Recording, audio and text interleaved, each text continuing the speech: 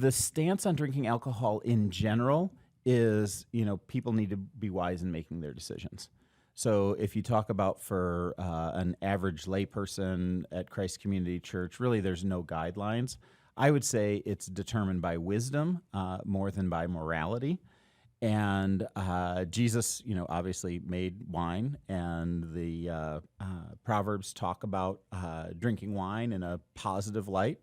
And so there's good things related to that.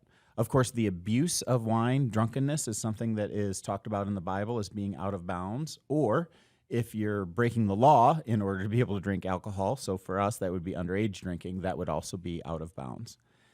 In the Alliance, there has been a vacillating viewpoint for pastors about how drinking should happen, and so that's a different question. And that for a time, it was asked for pastors to abstain and not drink at all.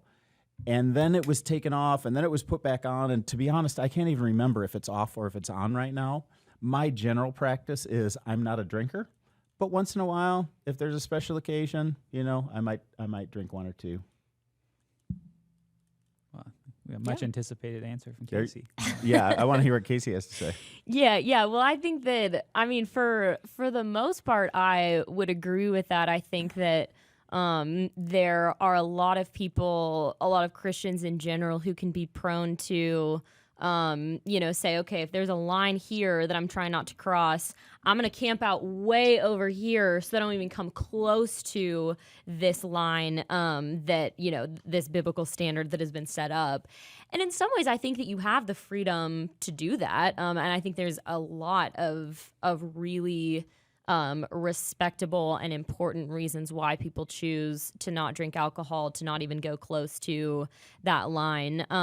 But I think that there are a lot of great and respectable reasons to not feel like you have to camp out way over here and to be able to enjoy something like that. One of Jesus' first miracles, I think maybe his first miracle, was adding wine to a wedding and drinking and people enjoying that. And there are other examples of that in the Bible. And so I'm like, man, if Jesus added wine to a wedding, there's got to be something there in terms of that. But I think that there is a huge wisdom call with how you engage with alcohol there, especially thinking about your why behind why you would or wouldn't. So are you, in the context that you're drinking alcohol, are you typically drinking to forget hard things that are going on in your life or to cope with hard things that are going on in your life? And I think in those situations, I would ask, like, is there maybe is that maybe keeping you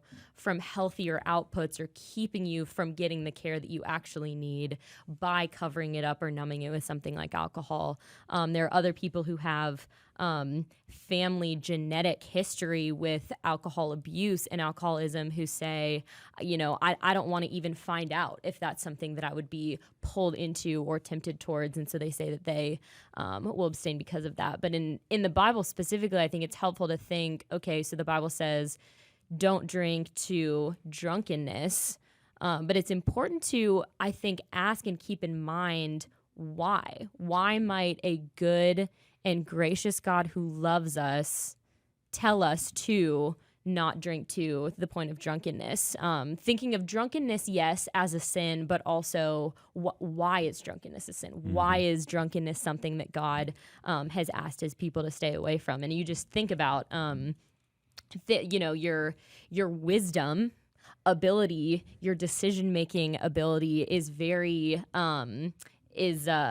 subdued or sometimes taken away completely. If you're drunk, your consciousness is sometimes taken away completely if you're drunk. And so there are just a lot of things, rather than just like the moral superiority of like, oh, I've never been drunk before, that's a sin. But even just understanding I'm choosing not to get drunk because I'm also choosing to not lose all of these abilities that are necessary for good and moral decision making, aside from just whether or not to get drunk. Yeah, that's good. That was really good. I wish I'd have said that. It was great. We can cut your answer out. That's fine. We'll That's fine. Yeah. Casey. Yeah. Since But it's live, that'll work great. Yeah, it's perfect. Yeah, I think that why is a big piece of it. I know for me, like in just discipling different college students that have walked through that, I think the question that I always ask them to wrestle with is like, whether it be drinking or other sins, is like, can I glorify God in the midst of this? Like, can my thought, like, does it make sense for me to be thinking about God while I do this? And if it's like, no, I don't want to think about God while I'm doing this, then I'm like, well, then maybe that thing is not the best for you. If you're like, thinking of God right now feels wrong, because like, that's probably not a good sign. Good clue. But Mhm. yeah,